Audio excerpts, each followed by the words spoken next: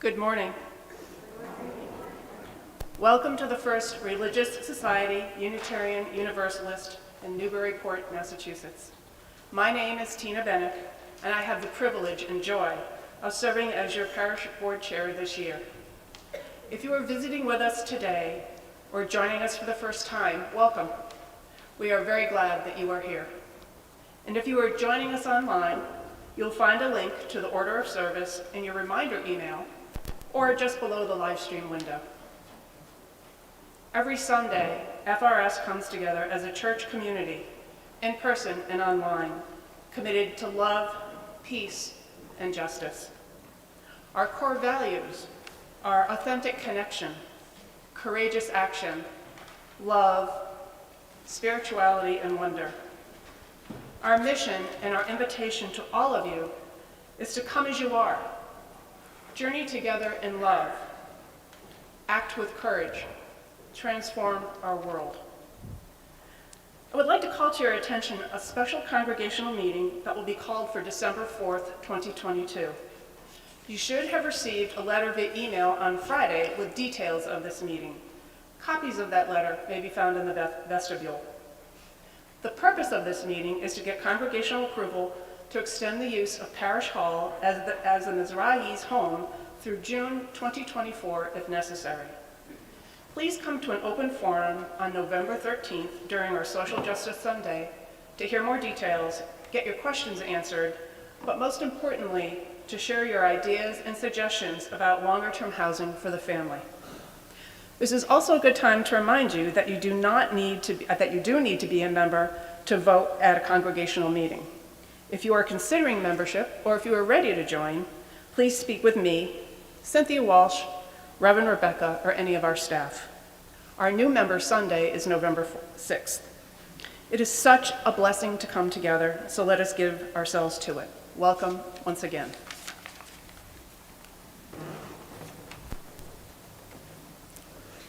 It is indeed good to be together and to see all of you. I shared with the choir before the service that I now understand why ministers are given 1 week a month to be elsewhere. And it's because it just reminds me how good it is to be back here. Our call to worship this morning is an invitation to you. Rather than me offering words, it is an invitation to you, to each and every one of you, as we enter into a service focused on self-compassion. So I invite you at this time to Take a moment and survey yourself. Look at your mind. Look at your mind. What is running circles in your mind? What is going over and over? What are you worried about? What are you angry about? What are you fearful of? Look at your body. Where is there tension, holding, or anxiety? What you have found, I'm inviting you now to lay down. Lay it down, just for this hour. Literally imagine that you, as you can, take this thought, this worry, this physical pain or ailment or long to-do list, and imagine you could literally place it in the center aisle of this sanctuary, where there is so much love and community that it can be held. And as you've done this, you realize there's just a bit more space for compassion. You are indeed faithfully called to worship.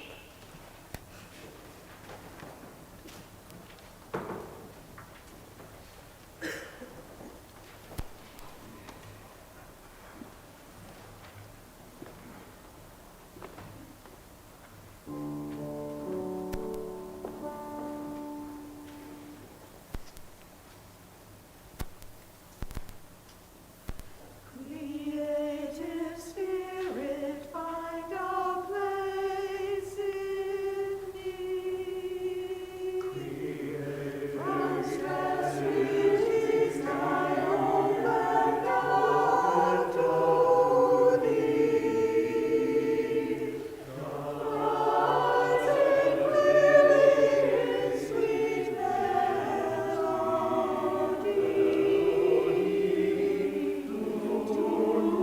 My soul in blessed harmony.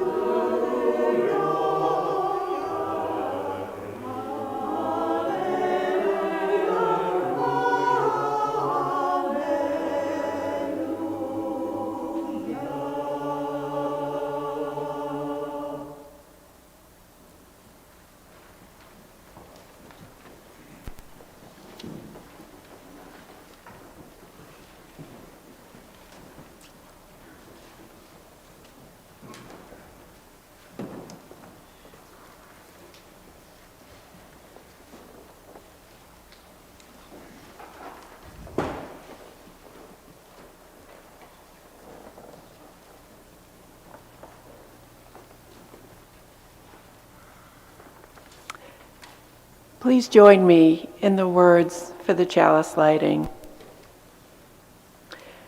We gather this hour as people of faith, with joys and sorrows, gifts and needs. We light this beacon of hope, sign of our quest for truth and meaning, in celebration of the life we share together.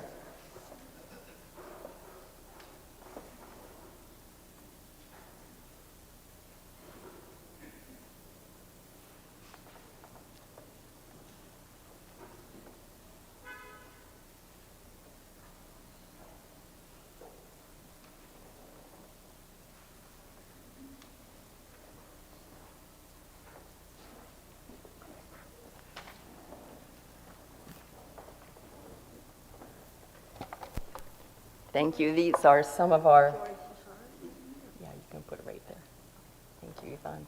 Some of our core volunteers who've been working with the Mazzari family next door, and there are many, many others.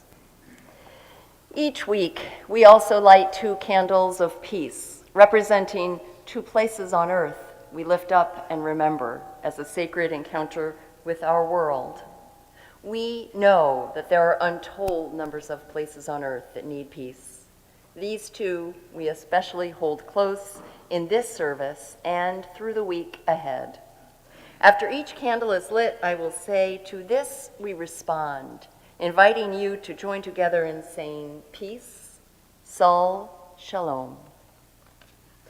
Our first candle this morning is lit for all of the children who are in need of food, who are hungry and even starving in Ethiopia, which as of 2019 was 16.2% of the children that live in that country.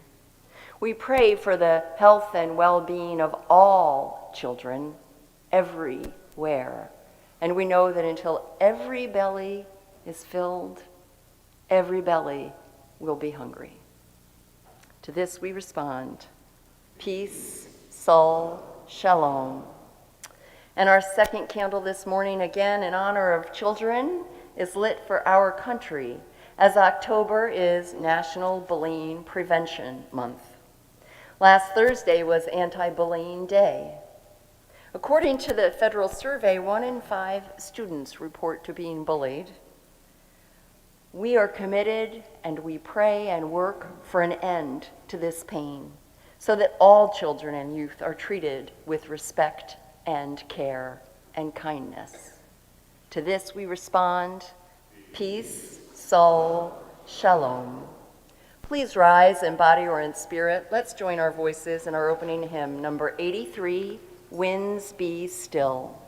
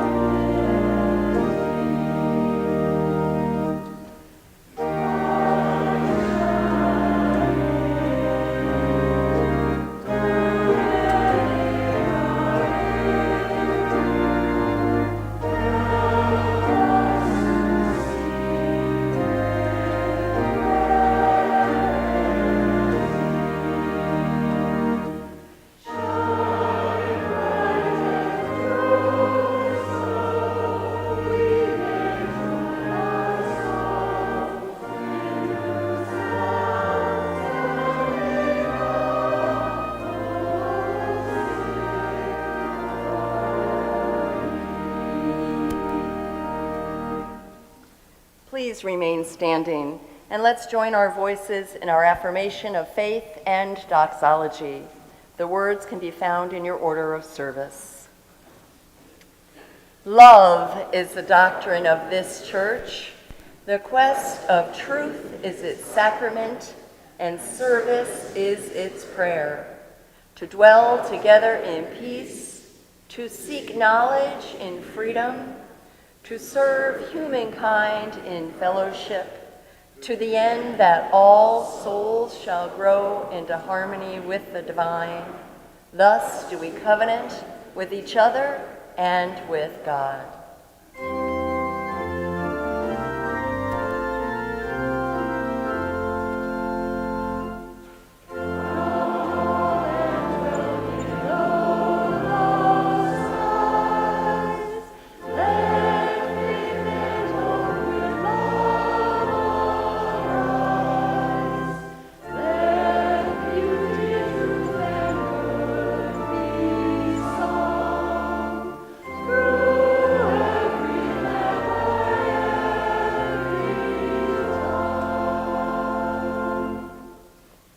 Please be seated.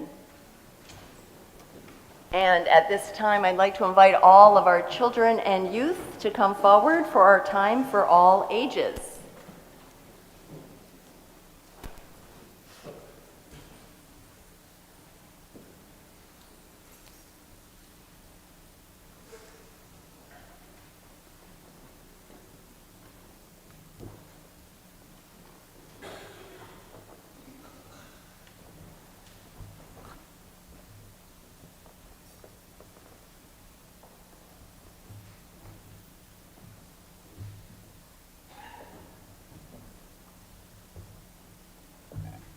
Everyone, I have to scoot into this chair. Excuse me. And I have some friends with me today. Well, all of you are my friends, of course. So I guess we have some friends is a better way to say it here. Oh my goodness, let's see if we can't figure all these folks out. Wow, look at this. So, before I start and tell you a story, I want to know if you can help all the adults who may have forgotten some of our furry friends, what animals I have with me today. What is this? A mole. Yes, this is a mole. And do you know what this mole's favorite food is? Cake. How do you know that? Is cake your favorite food too? Yes, well, yes. Oh, I like that. Thank you for knowing my favorite food. And this is a fox. That's right. And this particular fox, see, Jenny? Yeah, this fox is shy because it comes from a story that's called The Boy, the Mole, the Fox, and what is this? The horse. Yes. So this fox is shy because this fox has been hurt in life. It got stuck in a trap. And do you know who got it out of the trap? The mole. This little mole helped this fox be free. And this big, beautiful horse, in fact, they had never seen an animal this big before, is very wise. Very wise. It used to fly. This horse used to fly. I know, isn't that awesome? So it's a really wonderful book that I think Mara you might be reading it today in Young Church. And I just want to share a few tiny little stories that come out of it. So, the book has it as though it's a boy. I say it's a child that everybody has inside of them. All of us, of all ages. And so the child with these friends of theirs asked the horse one day, because the horse is very wise, Mr. Horse, Mrs. Horse, what is the bravest thing you've ever said? And the horse answered, help. Because you see, asking for help isn't giving up, said the horse. It's refusing to give up. Oh, that's very wise, they said. All of a sudden, the fox looked out the window and it said, oh my gosh, what's that over there? And the mole said, it's the wild. Don't fear it. So the fox looked at the mole and said, what do you think the biggest waste of time in life is? And the mole said, oh, I know that one. It's comparing yourself to other people.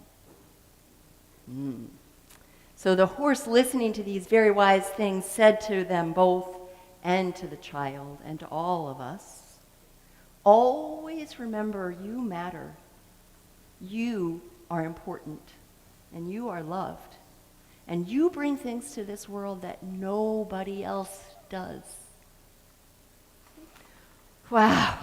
So do you have any other advice, horse? Asked the child. Yes, I do. Don't measure yourself by the way that other people treat you. Oh, that's really, really wise. But, said the child, well, I have one last question, horse. How come other people seem to have it all together? They look like they've got it all figured out. And the horse said, there is a whole lot of paddling going on under there that you can't see. And with that, they felt very warm and loved and heard. And they have other things that I think you're going to read in Young Church, other conversations that they've had. But you've been very, very good listeners, and now it's your time to go downstairs and hear more. So we'll sing you to church. Do you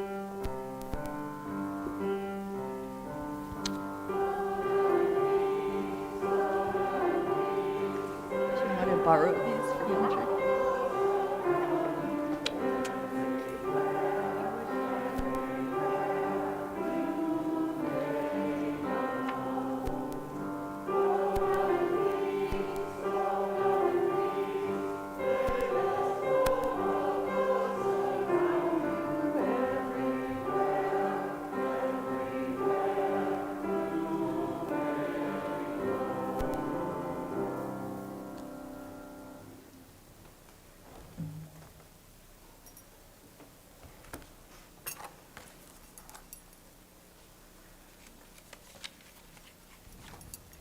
The generosity of our community is an essential ministry that supports the work of our church, both in Newburyport and beyond.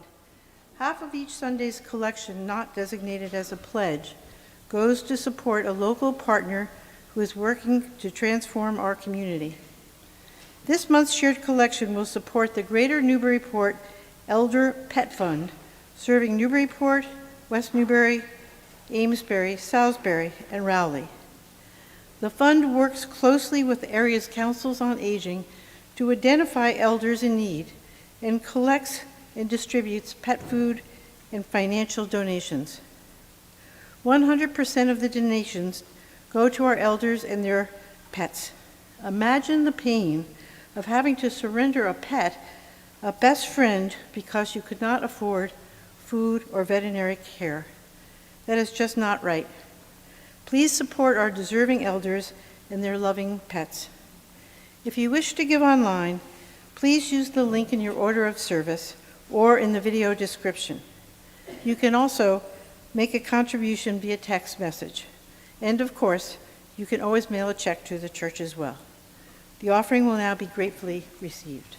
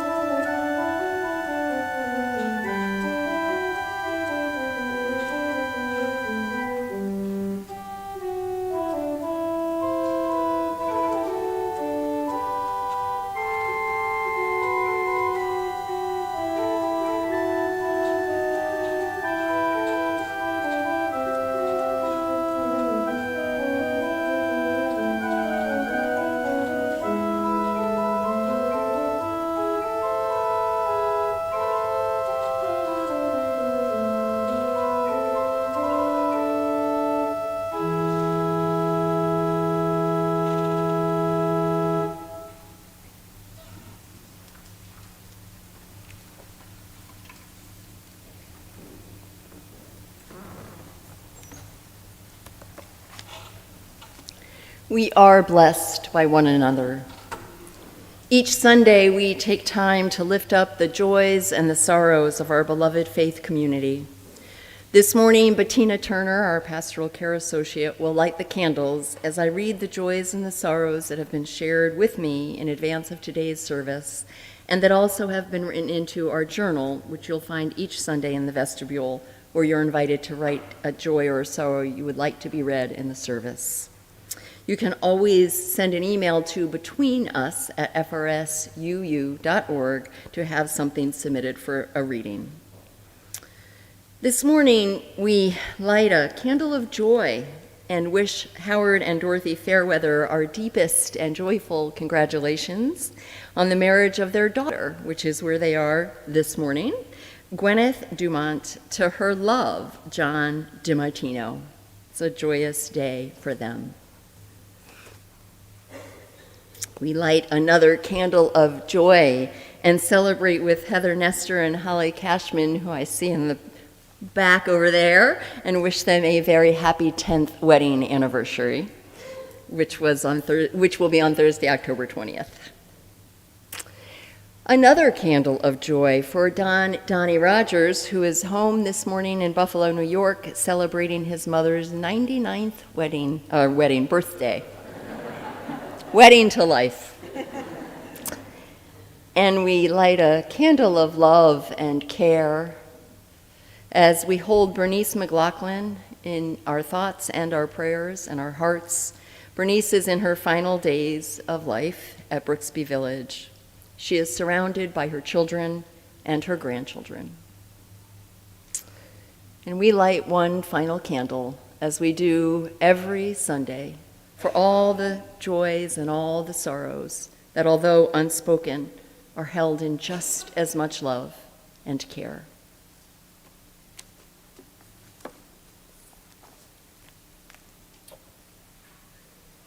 This morning, I'd like to invite us into an embodied practice for our prayer. It's something called a savoring practice. You might think of savoring as food, something that you savor the taste of a favorite food. And yet, in fact, we can savor everything and anything. So I invite you, if you're so moved, to close your eyes, perhaps glance down at your hands or out the window, whatever allows you to feel safe and at peace. Take a breath, a deep breath, feeling your feet upon the floor, maybe opening your palms if they're clenched, opening your jaw if it's held, just allowing yourself to take these few minutes as we go through a practice of mindfulness, of savoring the goodness of life. So as I walk us through this brief meditation, I invite you to respond to the invitations I offer, but above all, answer what comes to your mind, your heart, what you feel in your body as we savor the goodness of life. Goodness that can be here among us right now. As we hear the sounds of our beloved friends, as we hear the sound of the old church clock ticking, as we hear the sounds of people on the street. We may remember the sounds of friends. Perhaps we were with them earlier this week, or maybe many, many years ago. And still, the sound of their voices is as present as it was when we heard them aloud. We may feel and savor feelings of goodness, of the wood that we're sitting upon, of all the years of people who have come and gone and sat upon this very place. We may feel the feeling of our own skin, something we can take for granted, something that covers our entire body in protection, that breathes with the air around us and of which we are a part. We can feel the wind, and perhaps we can feel the sand on our favorite beach from this summer. Or maybe we can feel the fur of our cat that we love, of our hamster from when we were a small child. And then we can smell. We smell the aroma of the percolating coffee in the morning as we wake up. We smell the smell of autumn foods, fresh apple cider, baking bread. We smell all that brings us into touch with the goodness of life. The smell of our favorite person's hair. And we can see the beauty of the sun streaming through even the clouds. We can see the beauty of our grandchild's face and little hands. We can see the beauty of a stone at the bottom of a creek bed. And as we breathe in and feel and hear and touch and see and smell this goodness, we are grateful that we are blessed and surrounded by goodness in so many ways. May it be so.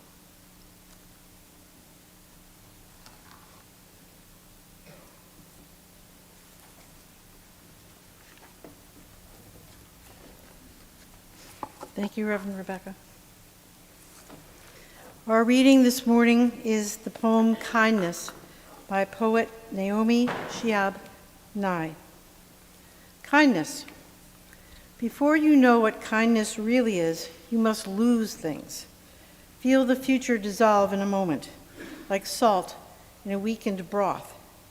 What you held in your hand, what you counted on, what you carefully saved, all this must go, so that you can know how desolate the landscape can be between the regions of kindness. How you ride and ride, thinking the bus will never stop, the passengers eating maize and chicken will stare out the window forever, before you learn the tender gravity of kindness. You must travel where the Indian in a white poncho lies dead by the side of the road. You must see how this could be you, how he too was someone who traveled, who journeyed through the night with plans, with the simple breath that kept him alive.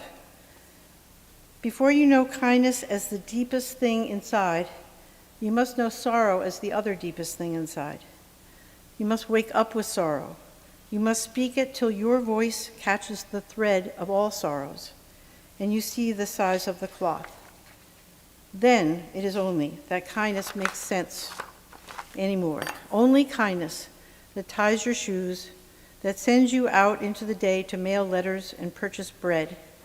Only kindness that raises its head from the crowd of the world to say, "It is I you have been looking for," and then goes with you everywhere, like a shadow or a friend.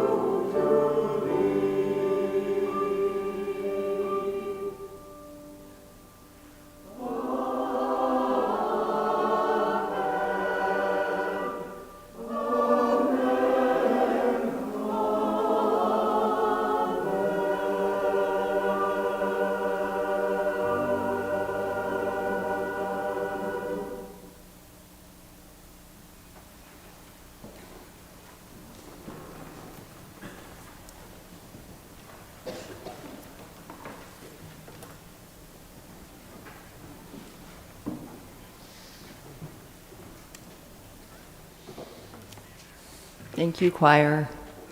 That was beautiful.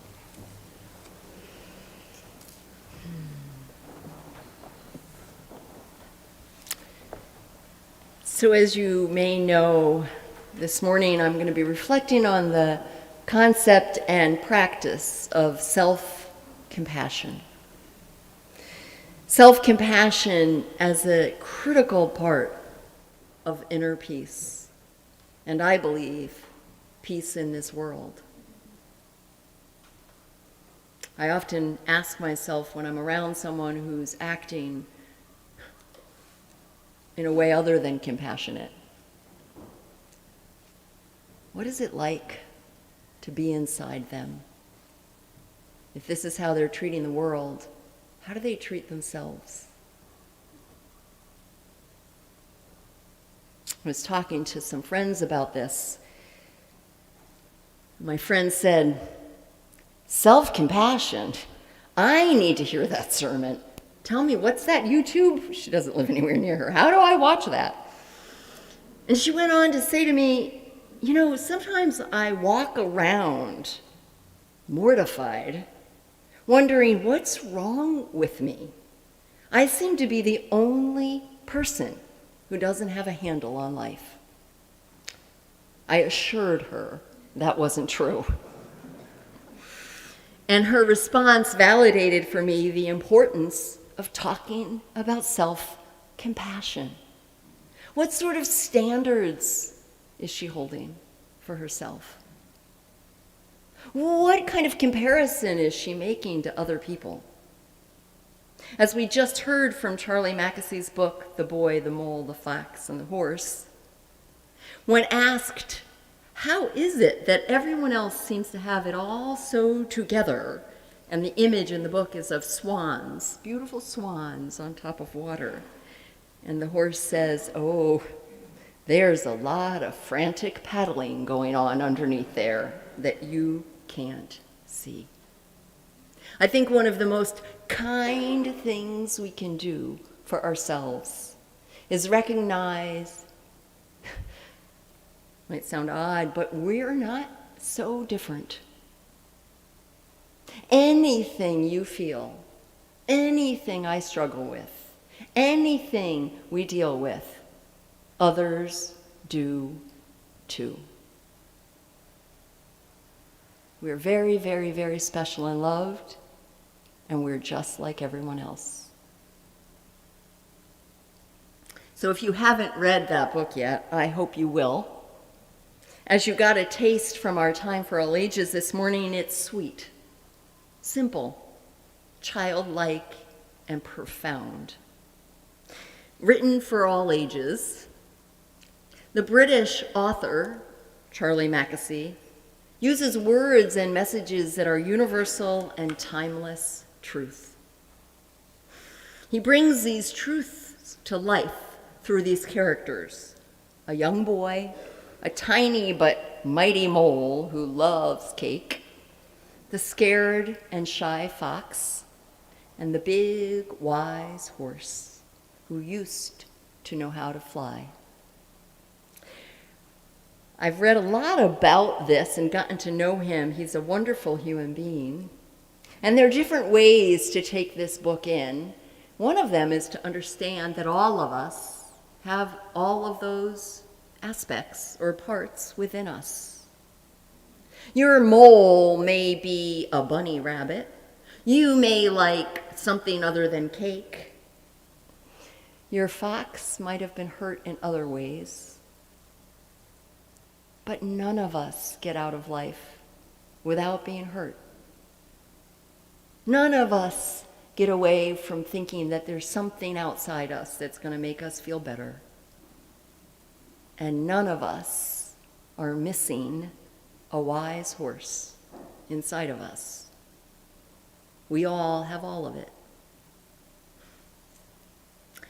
It's interesting to me that the author had no intentions of writing this book. It began as a series of posts that he made on his Instagram account with these illustrations and little phrases underneath of it.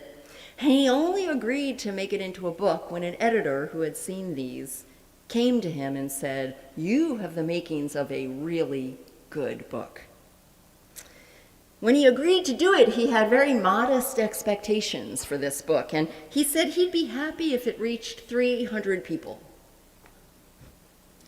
The book, some of you may know, came out right before the pandemic hit and has been a New York Times bestseller, selling over 1.2 million copies.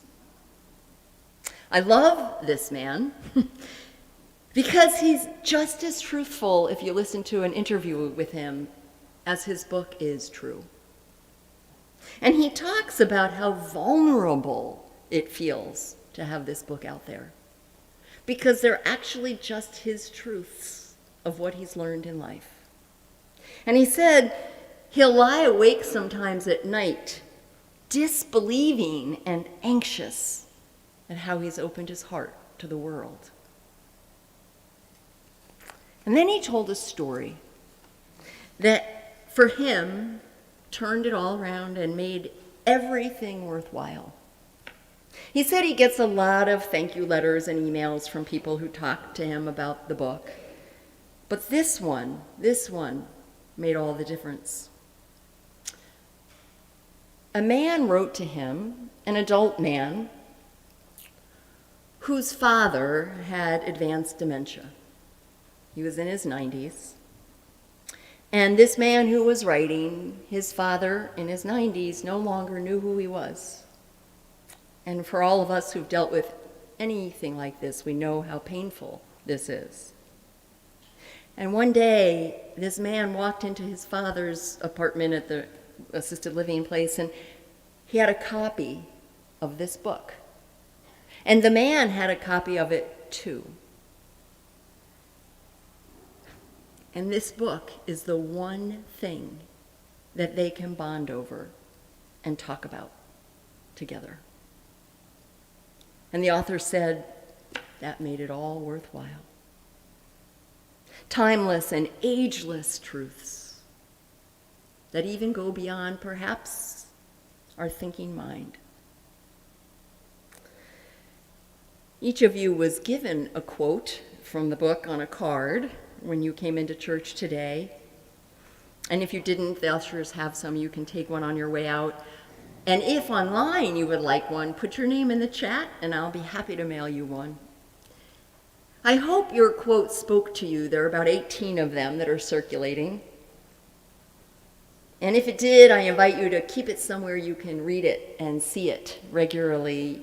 Or maybe you want to give it to somebody else who you think it could speak to.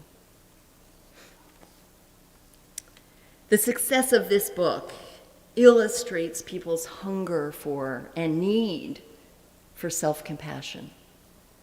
In fact, more people have given me this book than any other single book in the course of my ministry. Not just here, all the years I've been a minister. After about number 6, I thought, I think there's something that I should listen to here. If for no other reason than it spoke to these people, to the point that they actually got me the book, saying basically with their actions, I needed this. Maybe someone else would too.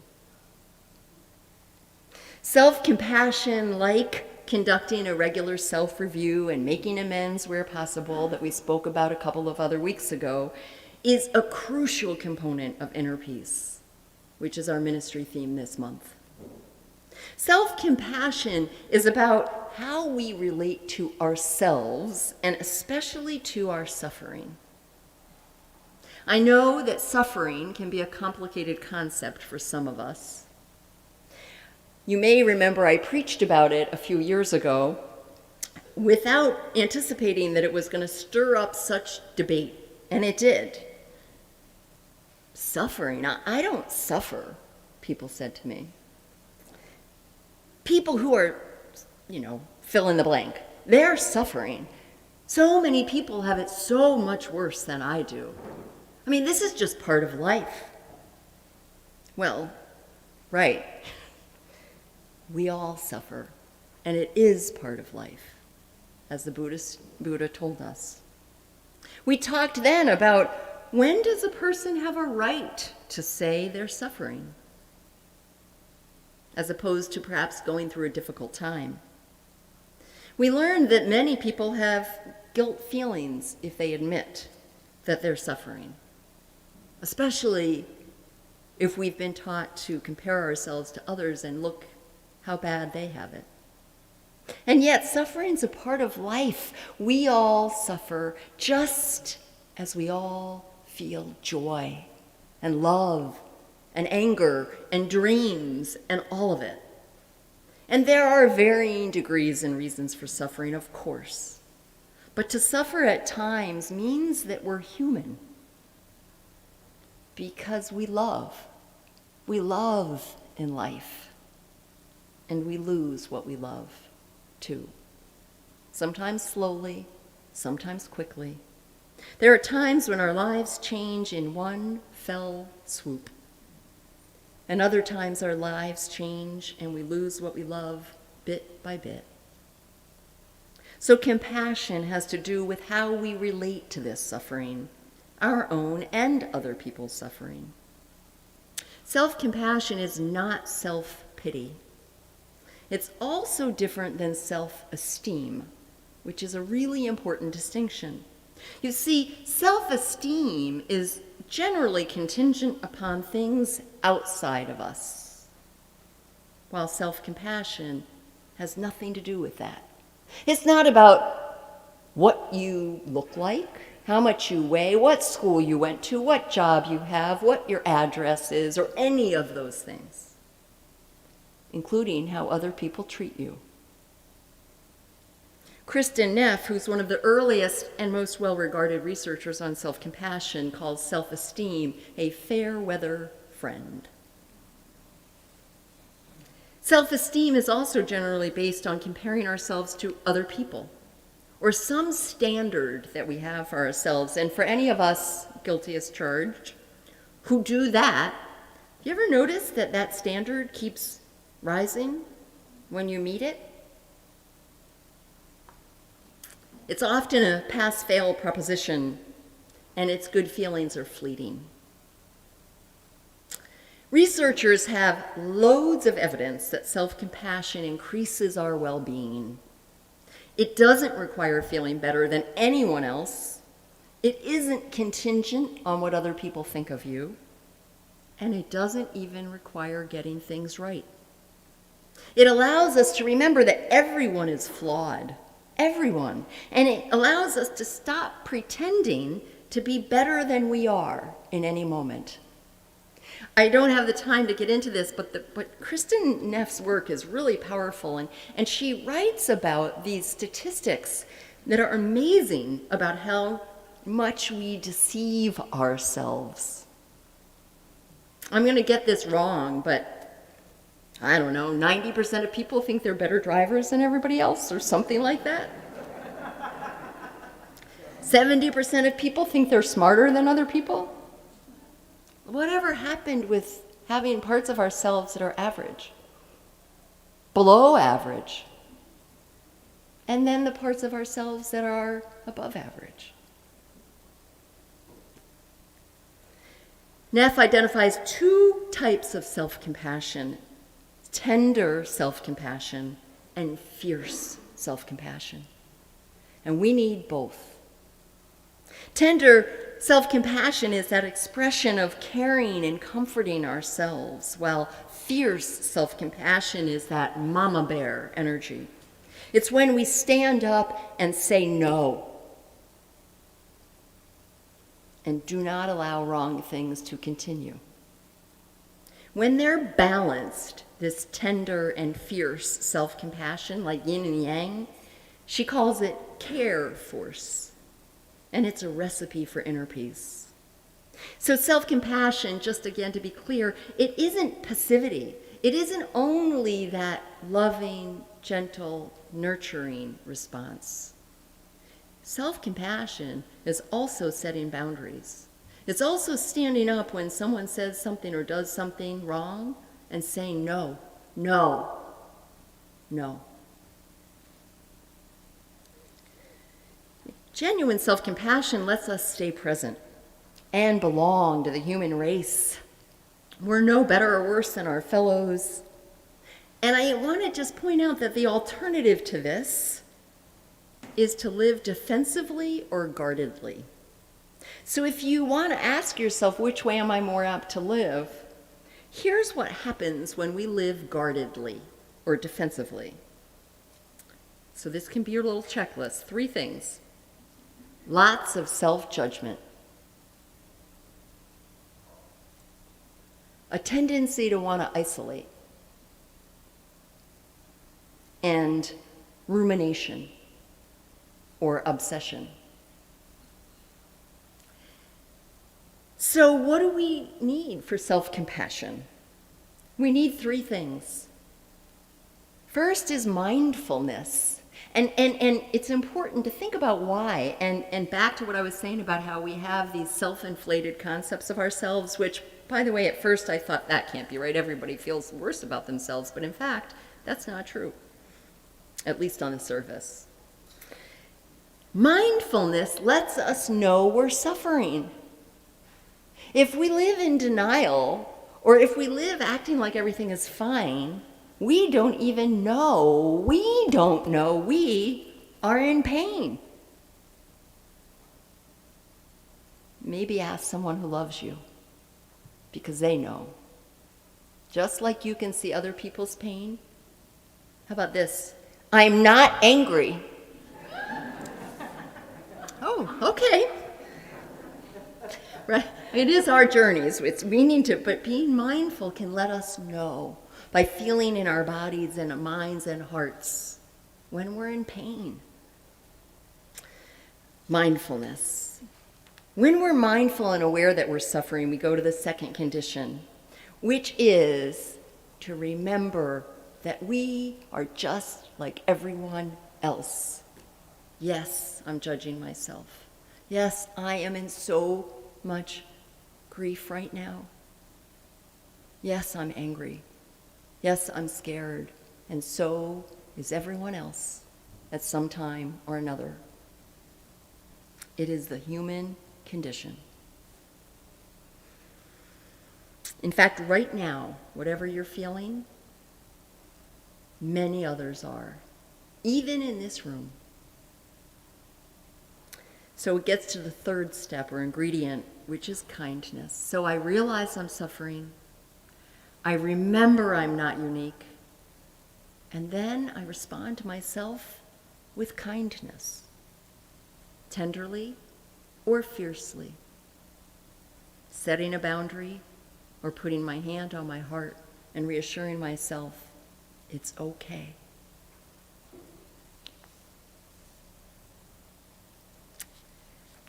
I'm going to move ahead a little bit here. I want to offer you 2 things before I wrap this up, and one of them is this.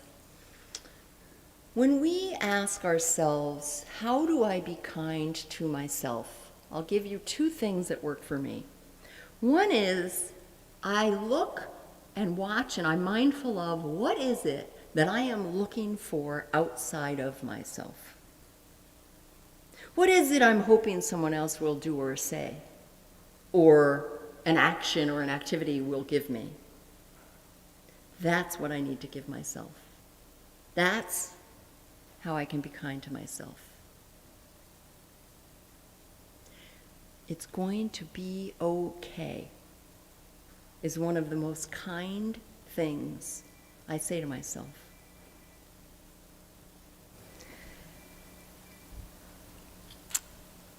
That is a really loving thing to do. The other thing is about, we practice letting go of our burdens at the start of the service. We savored a memory. These are all ways to be kind. And the last one I wanted to offer you has to do with affirmations, but it's about becoming aware of our mind. Again, being mindful. What am I thinking?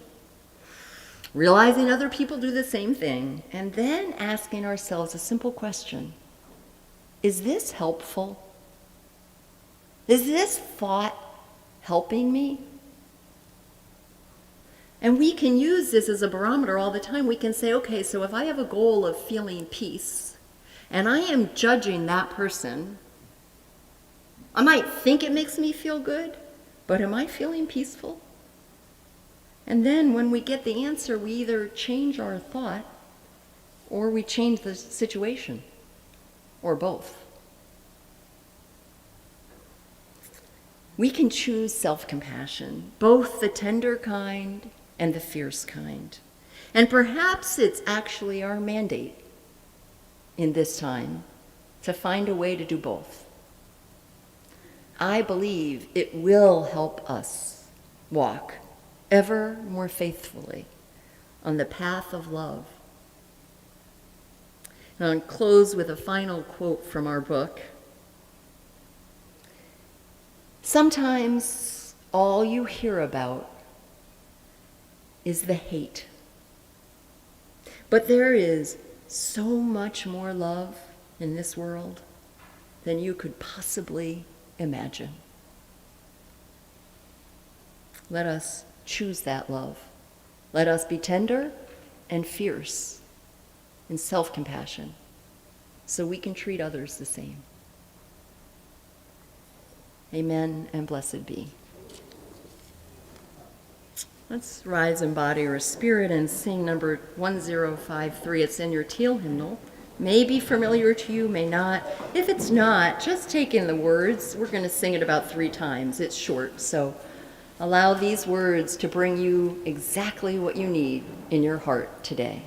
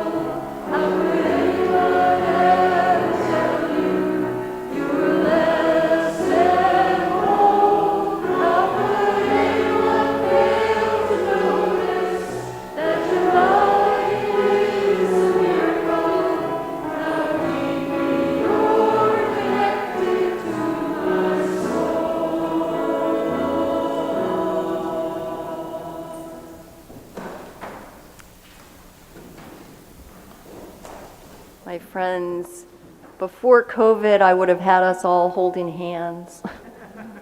Just know that I'm holding your hand. We are in this together. Let's join our voices in our unison benediction. May the love which overcomes all differences, which heals all wounds, which puts to flight all fears, which reconciles all who are separated, be in us and among us now and always. It has been so good to be together. I hope everyone who can stays for our fall festival right after the service, enjoys some cider and painting of pumpkins. As we go from this place today, may we go just a little more compassionate with ourselves. There is so much pain inside every one of us that can be changed. that can be healed, that can be reconciled with just a tender, loving touch, glance, and spoken word. Go in peace, my friends, and return again in great joy. Amen and blessed be.